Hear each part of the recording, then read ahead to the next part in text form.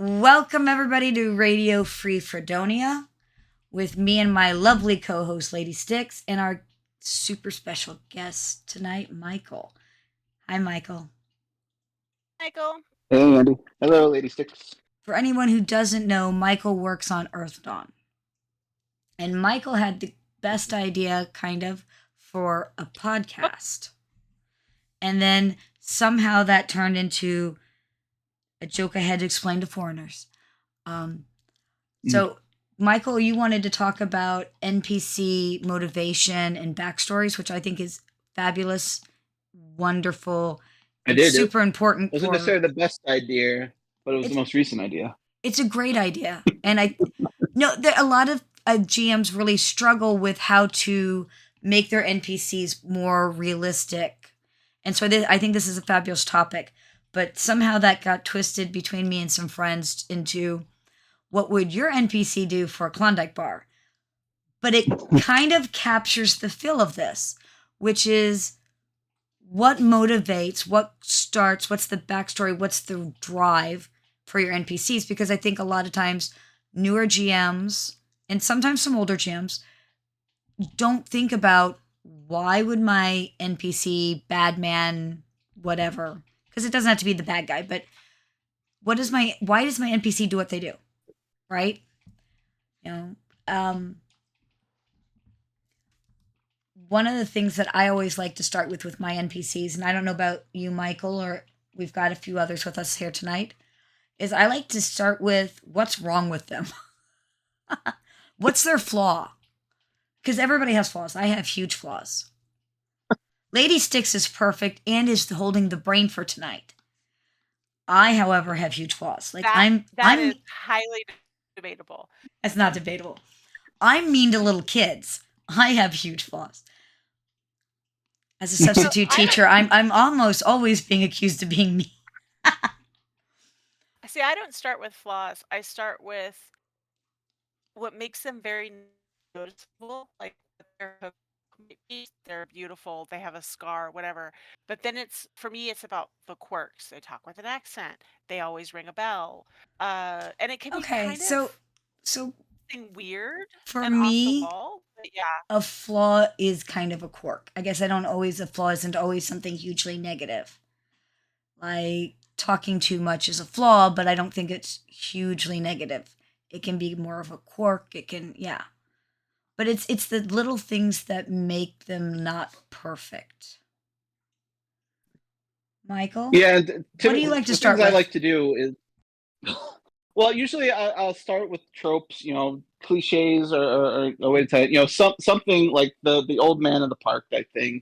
But then how do you make that person interesting or different? And how do you make that person have not be what they are on the surface, like what's beneath the surface? Why is that old man in the park type deal? So it's really going back, and this comes more towards the writing source book part than necessarily the coming up with the game.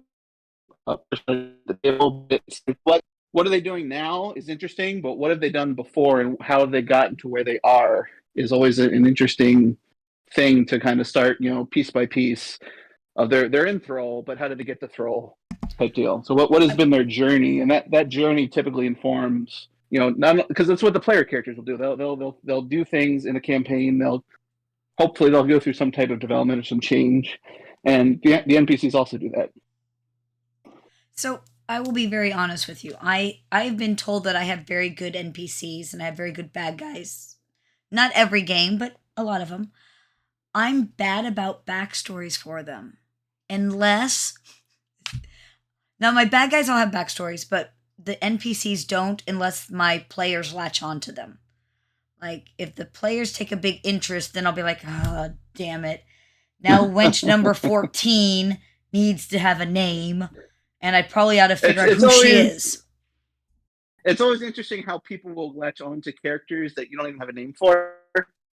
Oh my gosh, they're notorious for it. I think players, especially at like conventions. Oh, at conventions they do it. Yeah, that's true. They will ask, what is this person's history? A couple of players that we know very well come to our tables rather often. They always get very invested into the backstories of the NPCs that I'm I'm being truthful. Like some of the times these people don't have names. Like I thought about them that little that I didn't even name them, and they want to know where they grew up and why are they here and what's how much money they need to get to their high school sweetheart. Okay. Now, Okay. the way I handle that, My Michael, is I just have an entire binder of backstories that I can just pull and assign to Barwench number 14, who is nobody. They're just there to serve you your beer, but because you're convinced as a player that they must be important because they served the guy next to you who looks mysterious, she must have a story. Okay, my favorite. I was running actually technically a World of Darkness game. And I had these two NPCs who I really I had like barely names for. Like I had a first name. That's all they got. They're supposed to be little wannabe vampire henchmen things, right? And for whatever reason, because they're just supposed to die off. Nobody's supposed to care about these things, right? It gets so extreme that they are so invested in these that they literally go out of their way to save one. They pay for her to get a new identity. They move her to another state. They do all these things. And that's the easy of the two. The other one, they save her. Like, I'm so tired of them latching onto this chick, right? And they hate her so much, but they won't let go of the idea of that she's something more, that I tried to run over the NPC with a bus and kill her off. They save her. They pay for her hospital bills so that they can monitor it because they are convinced that she's a big bad evil and that she's going to come out of this coma and get them. Do you know what I did? Andi, Do you know what I did? I will. What? I took her out of the coma and tried to kill him.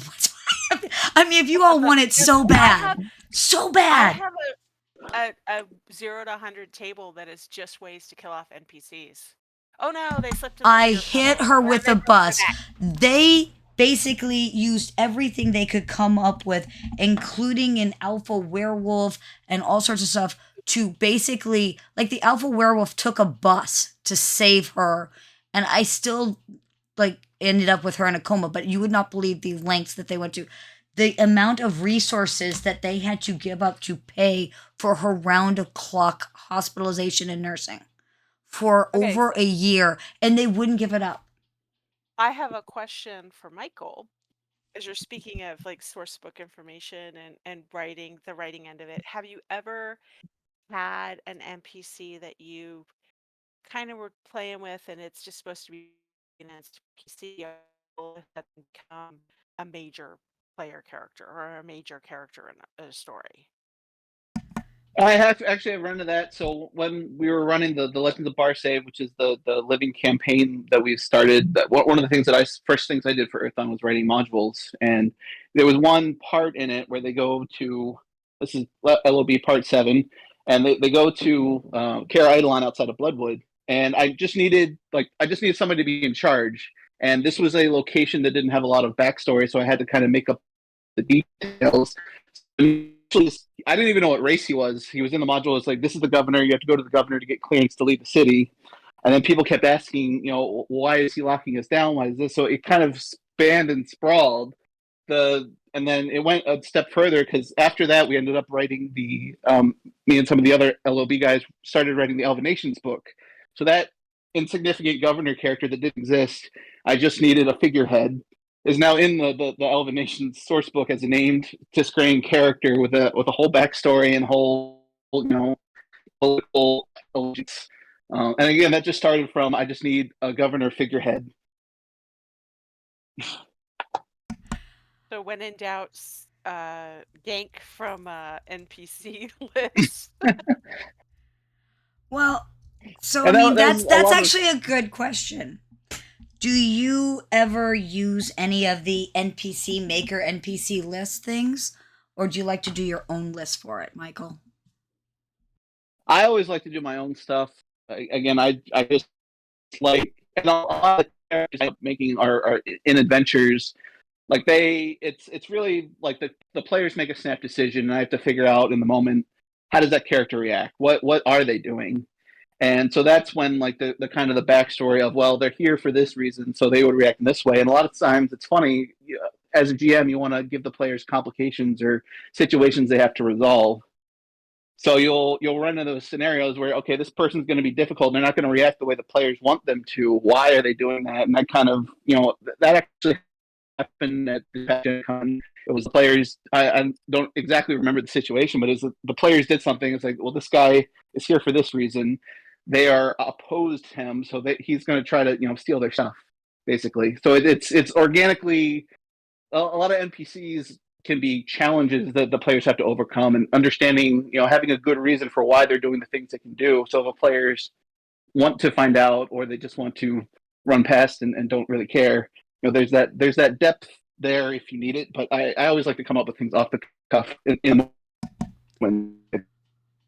Now, see, I find that I kind of have an opposite problem where instead of having off the cuff stuff, I have several NPCs and people who've ever played in any of my con games, even through different cons, they know to look for the Easter egg of there's certain NPCs that show up in every game at some point. And I've been known to, and the bum is back.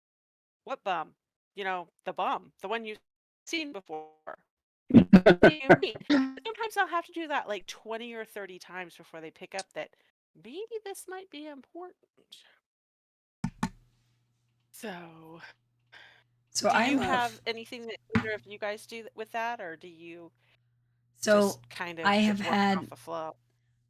I had one once ages ago, and I'm very old, so keep in mind this was first edition Shadowrun, so it's sort of company, but it was long ago on the Earth was Green.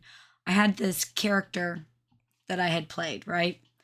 And you ever just, and I think all GMs have had this. You have that moment where your brain just goes blink. Yeah, I needed a person for this, and you can't think of anything, so you just finally go and you name off this character you had, right? So now this old character is kind of an NPC, and so this one became such an infamous thing at conventions and at different tables that I did ran for Shadowrun, that people just started coming up with theories. And so this elf mage basically was becoming a dragon. Like people were convinced she's a dragon. She's a dragon in hiding. And you're just sitting here going, no, she's not. Like I am telling you, as the GM, she is not a dragon.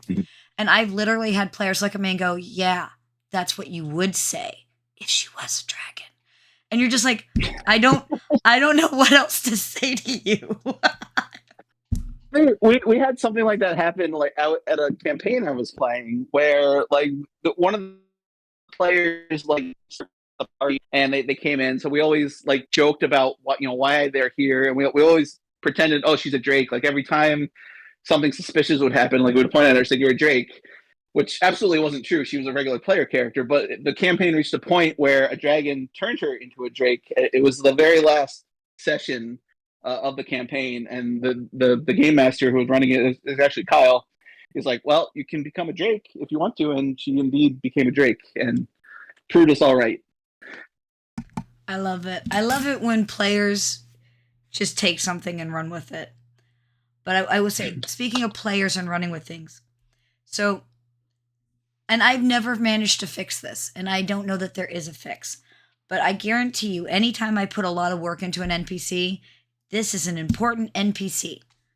They'll ignore it. The players, like you could smack them with a hammer, and they're like, "We don't care." Ever. You could put shiny buttons and say, "Woo!" Nope, they don't care. But the bar wench that doesn't have a name, that we're gonna latch onto. And do we have any theories on why players do this? Like, is it just to get even with us? I think it's planned obsolescence.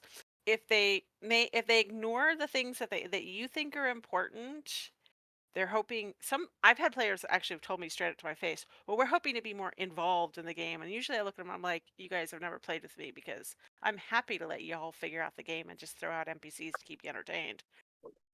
But I also think that they're so busy looking that they're not seeing forest for the trees because they're looking for every little tree. They're not seeing the big picture. Sometimes they're only seeing the big picture and not the trees. Does that make sense? Maybe it's the one that usually happens for me on that isn't with the NPCs. I feel like that's when I'll throw some random thing out there that maybe I want to foreshadow for later, or it's in what I think is an obvious red herring or something like that, and the players will just jump on it and they don't care about anything else, just that thing here. Yeah. But with NPCs, Tunnel I swear, vision. the more I plan that this NPC has a backstory and a name and a family tree and motivations and a thing. No, we don't want to interfere. No, no, no. But wasn't there a guy selling apples? Let's go find that with the apples. Dude, he's just selling I said apples. that, What type of apples? Appley and apples. What do that's you want why from me?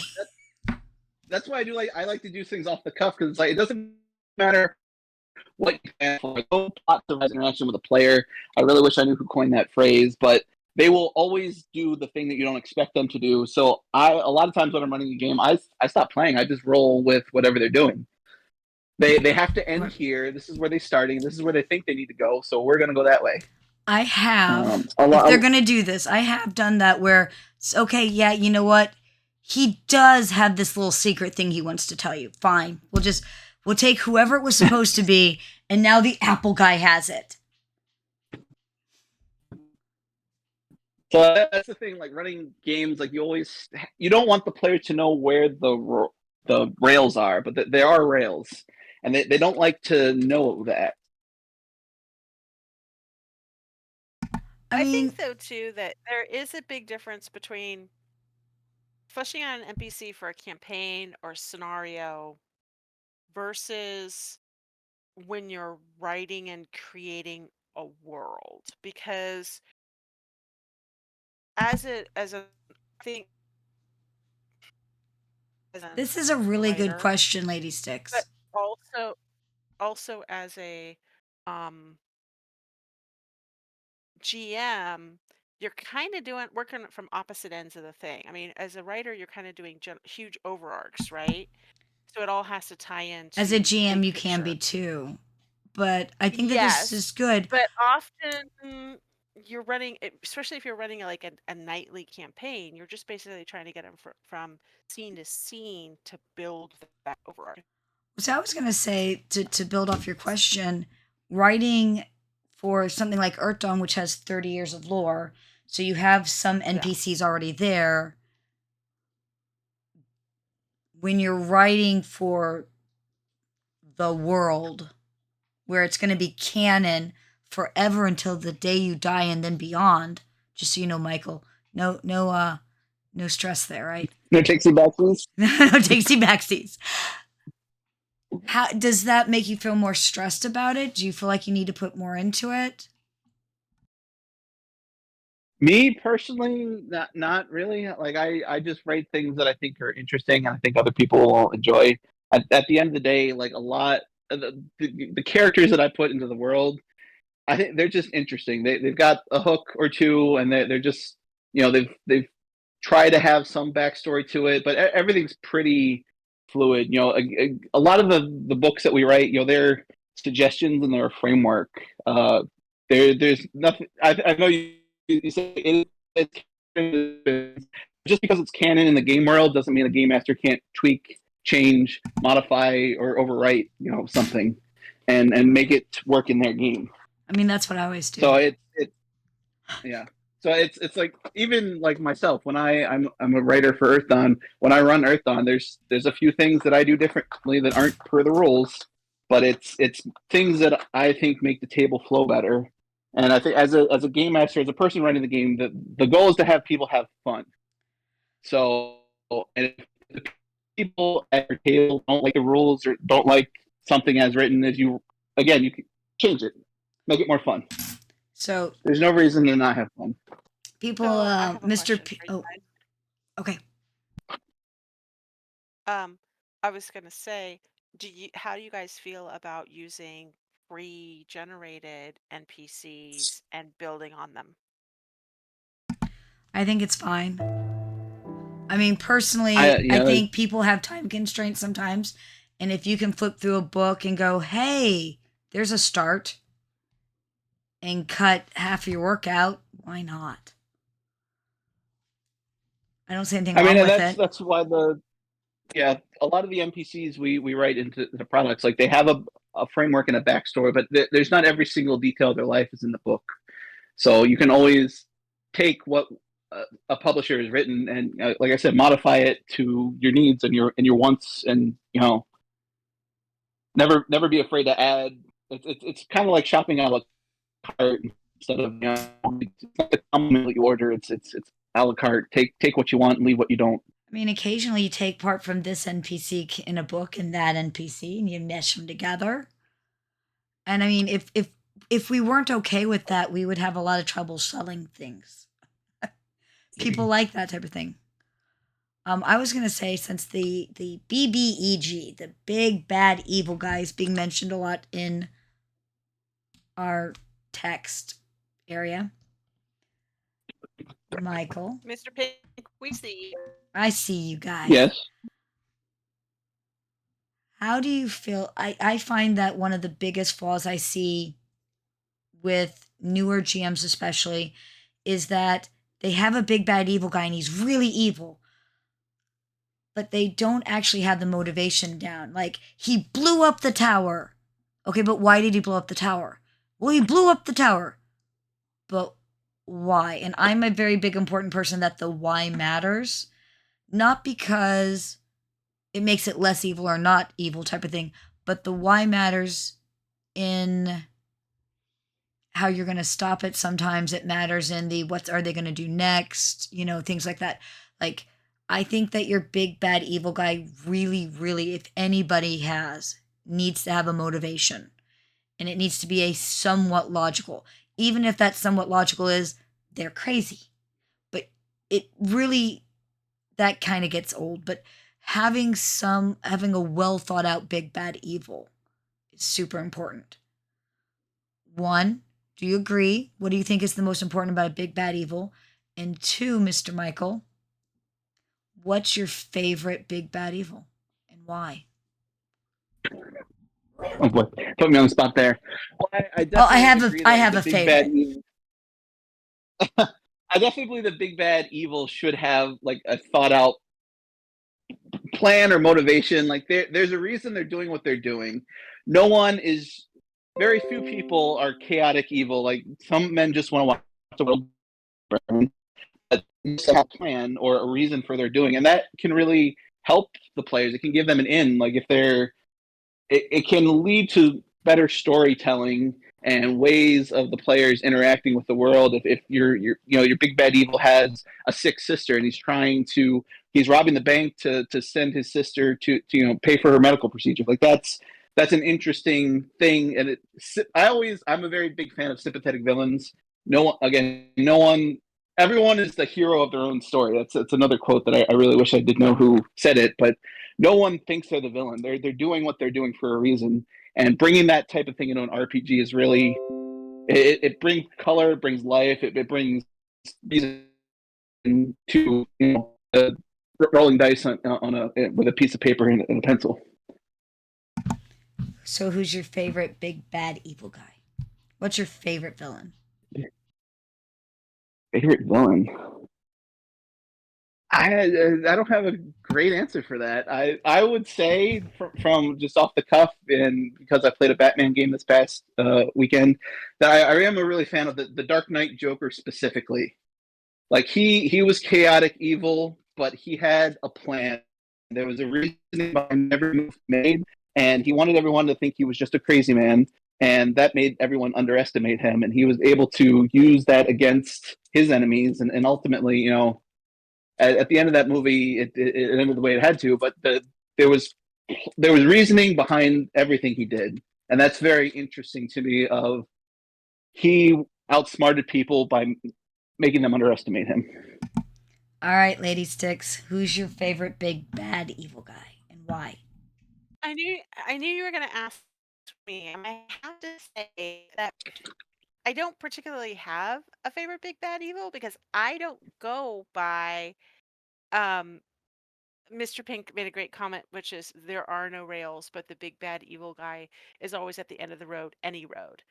But I would say in my stuff that I run, you run into a big bad evil guy maybe a quarter of the time, a third of the time. I like to do stuff where it's more exploratory, like you're not trying to get to the bad guy at the end of the dungeon. You're just not trying to survive the dungeon, but it may be, 50,000 jillion trolls or something small. Does that make sense? Um, so I don't know. I don't know if I have a particular favorite. I like the underestimated villain. So like if Michael likes the thoughtful, like super smart what I would call a manipulative villain, or a misdirection villain. Look, I'm going to be crazy, but I really have a plan on how I'm getting what I want.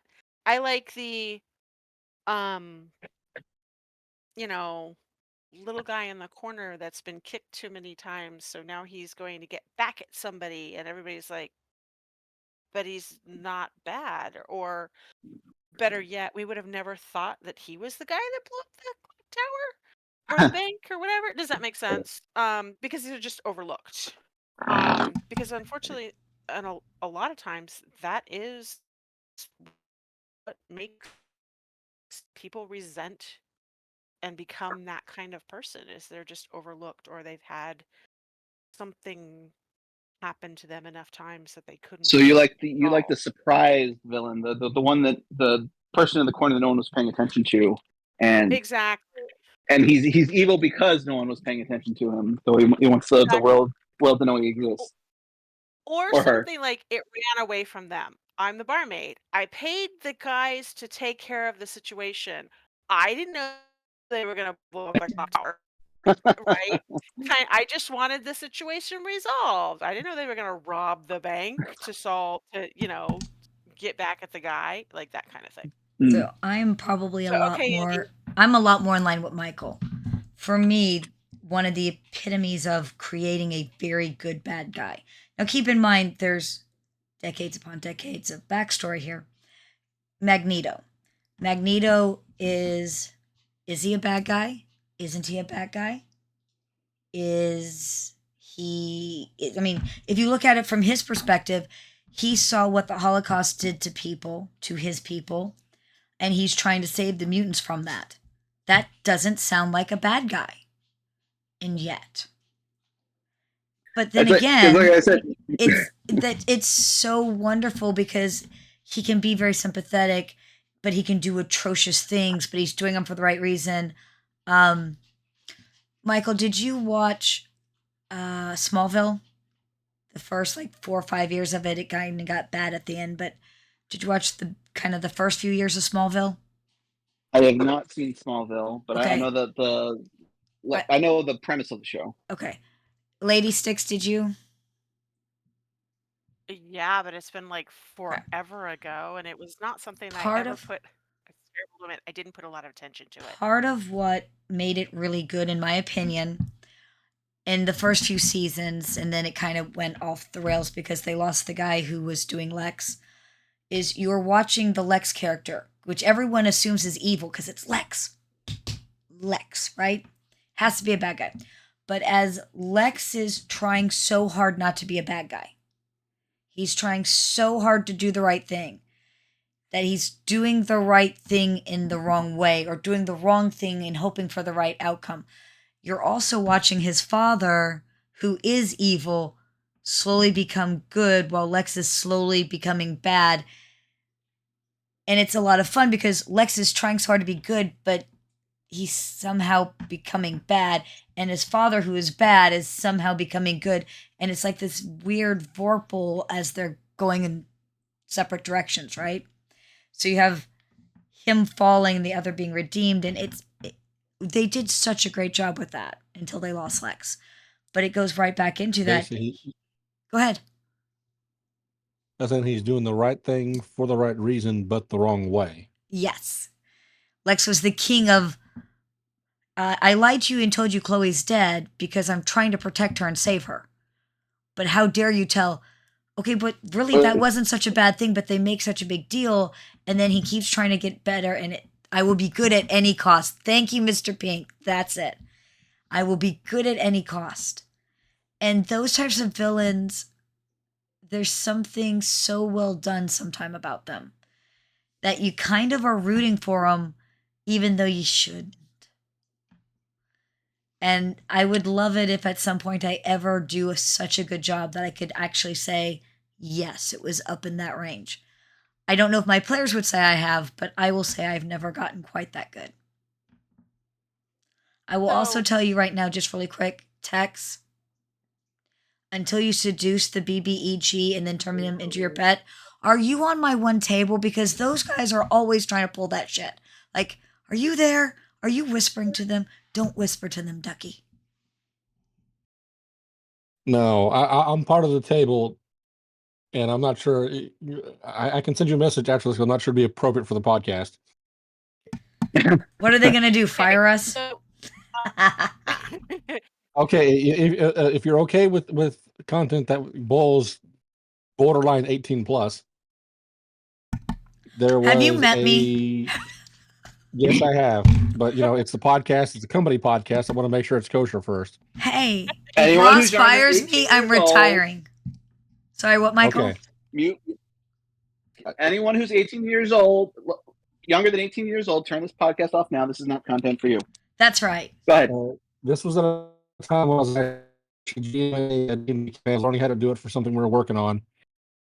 And they were going through a dungeon. We rolled up the treasure, and you get the random stuff. The barrels, the wagons, the gold, the jewelries, the glass rods. And my former brother-in-law, being the perverted ass that he is, asked for a description of the glass rods. Oh, I know where this is going. They're 12-inch glass rods. I don't know that we need much more. I think we can figure out the rest of the story. I have ideas. Do you want me to finish it? No, we're good. We're good. Oh, Okay. I'll leave it at I'd have that. let you finish it. But Lady Say what? Styx has the brain today, so I guess no. I said I would let you, but Lady Styx has the brain today, so I guess no. If it makes you I'll feel DM you the finish. okay, if it makes you feel any better and or worse, I had a table where there's a book called The Book of Vile Darkness, and the wedding present for one of them's a player character's character was out of that book, and you can figure out that it just is no good. There's nothing good that happens from that story. And they all thought it was hilarious. They found themselves hilarious quite often. they always do. It became a badge of honor to go so far that and it takes a while to get there, that I would actually go, okay, you're done talking. You are no longer allowed to talk for the rest of the night. You're done. No more from you. And trust me, ask Lady Styx, that takes a lot. That takes a lot. It's a thing. Like, if you can sit there and be like, dude, no, from me, hats off to you. Okay, I've seen it. It was amusing. But I think, well, since Ducky and Pink, what about you guys? Do you have a favorite big bad evil guy? And is there a reason why? I actually got to think on that one. All right, while you're thinking, what about you, Mr. Pink? Well, we'll take a moment and see if the dog will remain silent. I don't know that I have a favorite. There are ones that I've had a lot of fun with. And some of it is just PCs are not always that bright. Say it ain't so. They will argue that to the death. I mean, literally half of my NPCs have, just literally a fantasy or, name generator name, a book or movie reference, just so I have some idea of who the person or personality is, and then a skin to go on top of that. just so it's not blatantly the movie reference. And I mean, I have had a good successful campaign where I think just about everyone the players met came directly from Rocky and Bullwinkle. Oh, oh, I wanna play that so bad. Oh my I gosh, that kind of would be do. so Okay. funny. I have Peabody was the bad guy. okay. I have to tell this story because it's the say it ain't so. The players will argue to their death. Michael. Yeah. This guy was running, and this is we will not say how long ago because it makes me sound very ancient. It was a live action You've Shadowrun already game. said Shadowrun first edition, so you know. Shh. This was Shadowrun. Shush it. So anyhow, the story starts out with the chairs are lined up. We all sit down, and basically we woke up in the chairs, tied to the chairs. Right. This one guy goes, "I have a cyber arm, so I'm just gonna pull myself free." And the guy's like, "It's special, super tactile rope, whatever things. You can't do that." "Yes, I can." "No, you can't. If you try, you're just gonna pull your arm, your cyber arm, out of its housing in your shoulder, right? You're gonna pull it loose, right?" The GM is telling you, and the guy's like, "No, it wouldn't." And the guy's like, "Look, I'm telling you as the GM, you're stuck in the chair. If you try to do that, you're gonna pull your arm out of its socket. So cut it out so we can start the story, right?" And the Let me guy guess. sits there, looks He at me, and got goes, a club. "Nuh-uh, I'm gonna pull myself out of the chair." Would you be surprised that the GM looked at him and said, "Great, now your arm's not attached"? And the guy goes, but Yeah, he all of a I am sudden the had an master. amazing club for a weapon that he can only use and not do anything else because he but has a no doesn't have 2 arms. he's just sitting there arguing, and the guy's like, and everybody else is just looking at me and just like, "Could you just shut up so we could start the story? I would like to start the story." Because there is, and this is something we had mentioned somewhat earlier, there is that difference somewhat between writing in a source book like Michael does or in the LOBs, playing in a kind of a long-term campaign versus playing in like the like a con game or a one shot. Yeah. And so sometimes the expectations are different. In a long-term campaign, I'm very sandboxy. You know, you guys all want to go left, cool, we want left. I don't care. I think that there's a bit of, at least for starting off, especially in a like a con game, a bit of, could we go forward so we can do the story, you know? But it's amazing to me sometimes how, yes, players will sit here and they will just, really? Because he's already told you 4 times it's going to tear your arm off. But okay. I wouldn't even be that nice. I would just tell him, like, "Are you sure you want to do that?" And give him like a look. And if he does it, then it's his fault. Oh. I've had PCs die from stupidity, their own stupidity before. I mean, I'm not a GM, it's not my job to save you. If you insist on killing your character, I'm okay with it. So I don't tend to try to kill off PCs. That's not my goal. My goal at the table Okay, so is, as a GM, in my opinion, is to facilitate a story, a group story. It's an exercise in telling a oh, story together. I agree. However, there have been occasions where I can't save you from you. Help me help you. Please help me help you. So, Okay, so I have another question. Okay, good question. Well, I don't know if it's good or not, but it's a question. It's from you and you have the brain. It's automatically good. Okay. Favorite motivation or and if it's something you use often, how do you keep it fresh? Does that make sense? So, my favorite motivation is usually um like the search. I'm trying to find the truth or the way or the gem but it's a search motivation for most of my NPCs. I lost a I'm looking for. So, do you have one, Andy? I don't know that I have a favorite motivation. I will say that for me, keeping it fresh means that I try not to use the same motivation at the same table often. And I think that you actually brought up something which is what do you young people call it? Because I'm old, obviously, since we're picking on my age. Discord. Skin. We skin it. So it's a search, but in this case, it's for the gem. In this other case, it's for the truth. In this other case, it's for my long lost niece, my missing child. So I think that when you do use a similar motivation by reskinning it, by putting a different shiny as the end result and goal, that's actually how you keep it fresh. Does that maybe work? I don't know. I don't know. Make a Motivation. That's a tough question. Like again, a lot of the times it depends what context. Because if it's at like a table, like usually I'm not really thinking that far ahead in terms of what's motivating them until it comes up.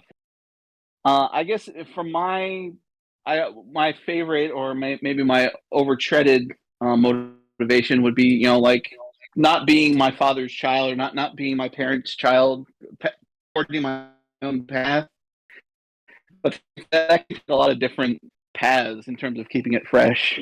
So I would say that's probably the one I use the most. Is that everyone expects me to do this because for whatever reason, maybe not just because of who my parents are, but defying expectations, I guess, would be my because favorite. Everyone says that this is what barbarians do, or everyone says that this is what shop owners do. I like that. That's a good one. Yeah, that is a good one. All right. and like, Go ahead. Keeping that direction is fairly easy because you can just go in any different direction you really want. It's just something different from what they usually do. All Pretty right. open-ended. I like it. Ducky, you figured out your big bad evil.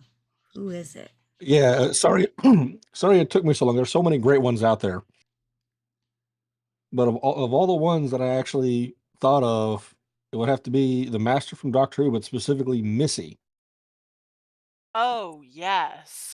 because she came in, she showed up, she was flirtatious, she engaged, she made him think, he couldn't figure out what was going on, and in the end, everything she did was just to be with her friend. That was the whole thing. She enslaved the world to get his attention to help him save the universe. The unexpected villain, or The the unexpected villain. motivations that are not expected. And at the end of her run, she turned good. She started helping out the people she was hurting, started turning a new leaf, and then ended up in the wonderful world of quirkiness, killing her previous self, who also killed her. But this is Doctor Who, so all kinds of things go crazy. Because But Doctor Who. Yeah, it's Doctor Who. But I mean, the whole motion of it was everything she did was just to go and spend time and give a gift to her best friend. I like that. Hmm. All right. As far as favorite motivation, I'm going to have to go from my own life on this one. From all the stuff that happened, I remembered I wanted something. It's not just the fact I wanted. I mean, from my own life, I'm not making it a secret that I'm going for a doctorate because I want the title of doctor. For me, the motivation behind that is the title doctor has very significance to me. Because of Doctor Who. Not because of Doctor Who. It has nothing to do with Doctor Who. Well, it's less fun then. Well, no, it's from the last century. I can say that it's fun. I remember growing up and watching Discovery Channel, watching these science shows about all these great people who are inventing things to make the world a better place, and almost every single one was a doctor. So Yep. to me, the title doctor holds respect, prestige, doing something great. So So yeah, the favorite motivation to use in anything I do, NPCs, characters, whatever it is, they want something. Yes, it's for personal gratification, but it's something that's outside the norm, and it motivates them because they want it. Got it. They don't want it to be at a disadvantage to anyone else. They don't want to harm anyone else. And they want to help. Quest. It's a personal quest. I think that this is a really good time to try to do. So what's the opposite? So what's the worst motivation? If you could say that's the worst, laziest motivation I can come up with, what would it be, Michael? Money is boring. No one wants to just a villain just motivated by Greed, treasure or something. It's I think it's overplayed. There's a lot more interesting ways to take that direction. I'm gonna be honest, and maybe it's because I am ancient. It's not just You're the not ancient, you're villains. still young. Thank you. I think for me that yes, that's the answer, but it's not just my villains. I find that very boring as a GM. That's what motivates my players, and a lot of times I really would like to see some other motivation. And when I get to points where I'm cutting down my tables and I get picky, the players who get to stick around are the ones who aren't just money driven. Because I think it just becomes such an old, tired thing. Like I can be like, yes, I need the money, but that's because I needed to go to school to become a doctor, right? Because the real motivation isn't the money, it's the becoming a doctor. That's cool, Yeah. that's fine. So but I just want to be a greedy player and I'll stab people and steal their wallet and then, or I'll pay them money and then steal it back because money. It just gets, I think it just gets tiring. Go ahead. For me, my worst is because I can. Because that's lazy. If the only thing you can come up with is because I can, that's not a reason to.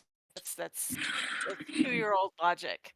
Unless you have a reason to be stuck at the age of 2, it's like the chicken crossed the road.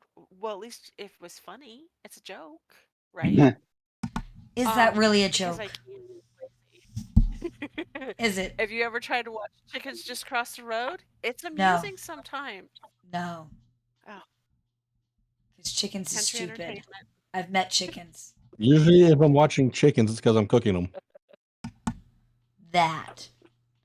But I can see that. I can see that. What about you, Mr. Pink or Ducky? Do you have one that's just for you is the worst motivation? I was bored and wanted something to do. Oh my gosh, I hear that from 6-year-olds. So yeah, that is a bad one. Yeah.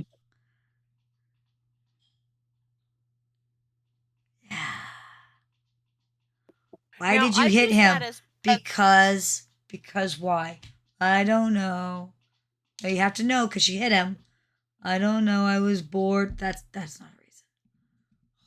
Now, I've used that to motivate characters for good.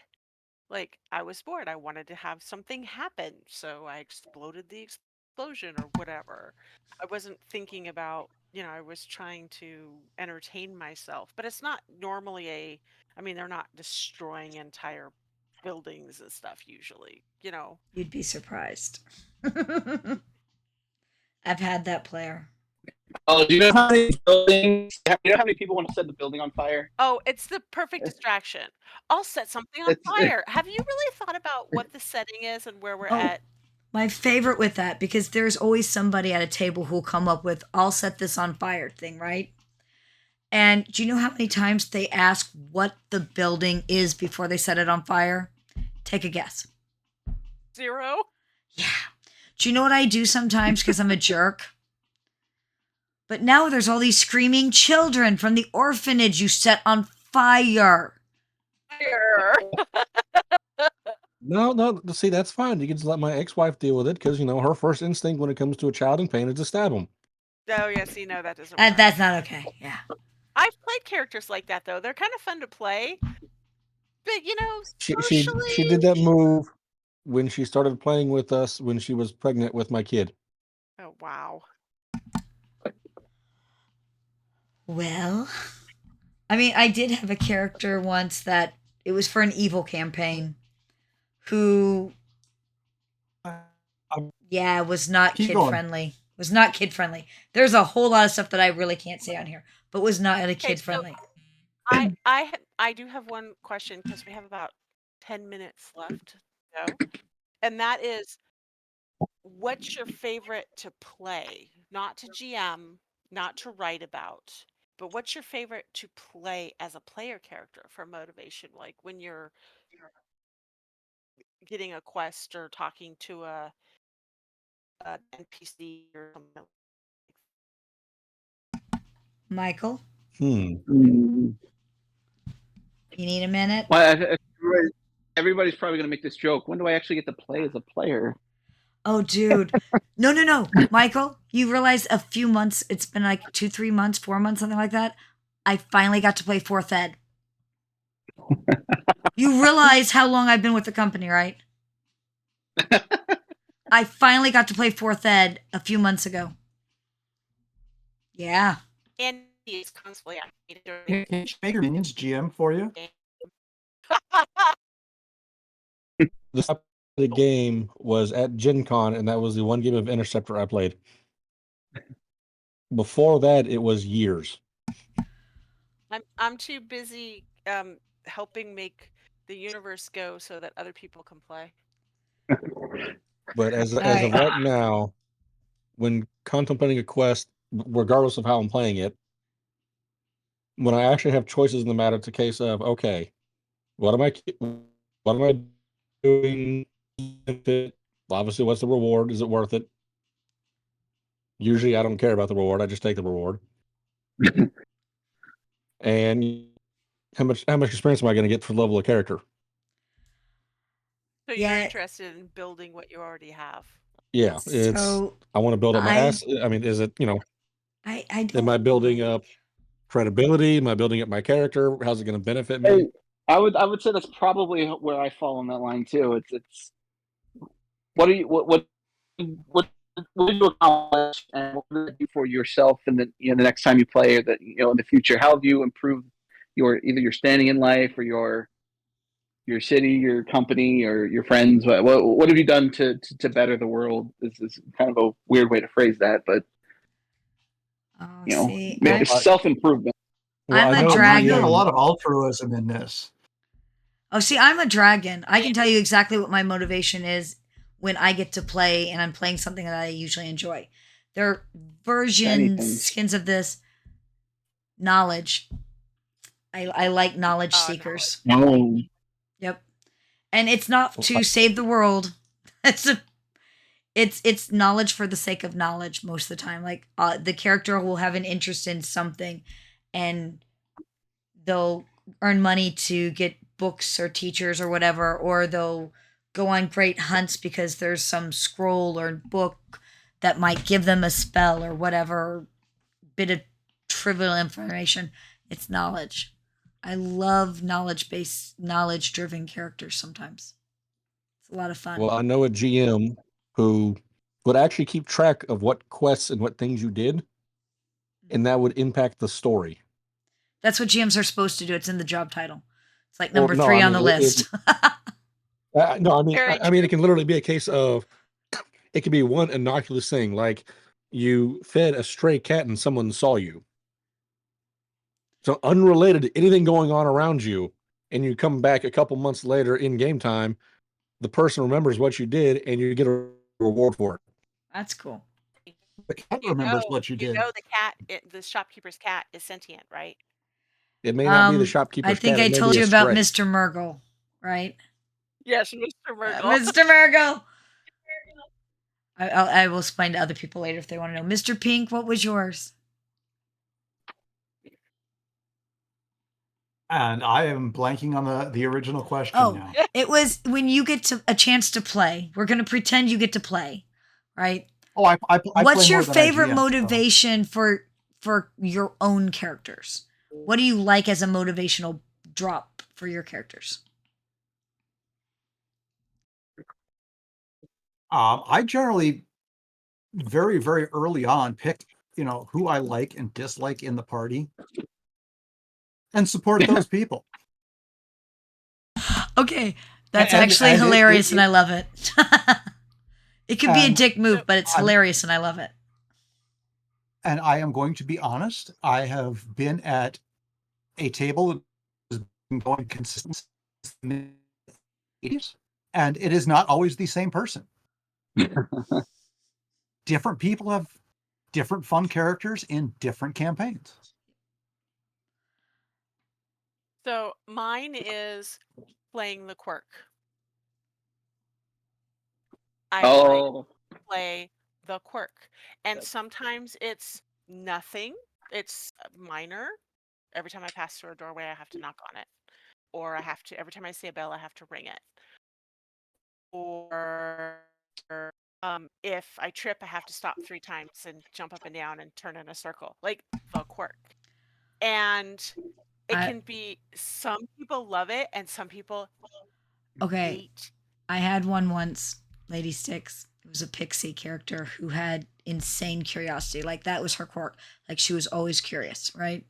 She always had to find Nope. out why, what, how. Yeah. And there's a button.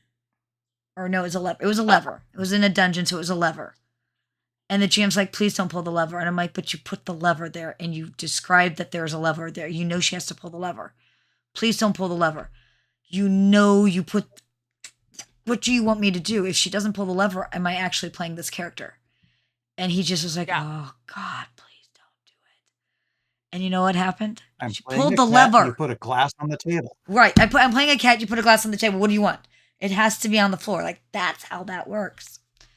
I love playing the quirk sometimes. But sometimes the table doesn't love you for it. Oh no, As the floor fell out from beneath them and the spikes were underneath and blah, blah, blah. And then she was like, well, why don't you fly?